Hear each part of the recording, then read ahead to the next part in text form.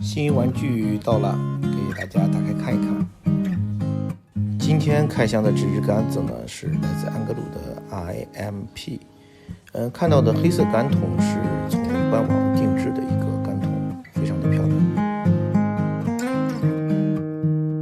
杆子的杆带的设计沿袭了安格鲁这个品牌常规的一个设计。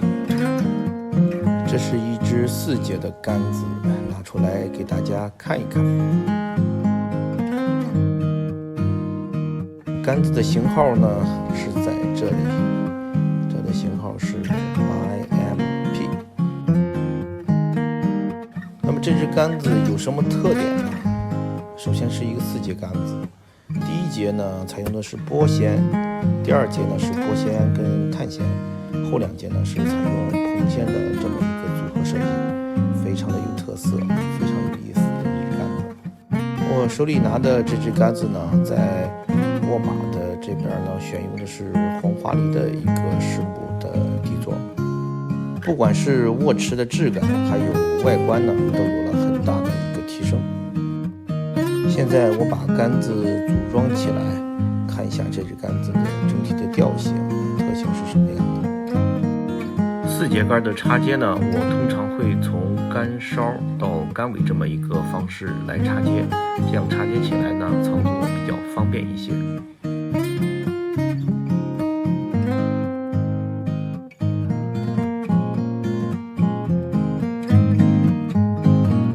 这支杆子还有一个地方做了一些改变啊，就是最后一个导环呢做了一个加大的处理。因为这支杆子呢是一个精细化做到的杆子，所以说选的都是微导环。放大最后一个导环是为了让这支杆子更加适合跟鼓楼的匹配。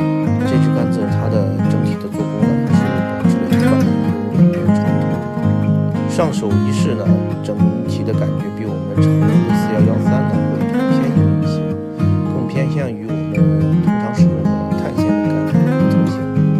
当然，因为它们前2节加入了玻璃纤维，这样会使我们的杆梢前2节呢会更柔软一些，腰呢会更硬挺一些。颜值和做工非常值得称赞。后面我们拿着这支杆子去试一下，有朋友感兴趣的话，可以跟我们私信进行交流。好了，今天的视频就到这里，拜拜。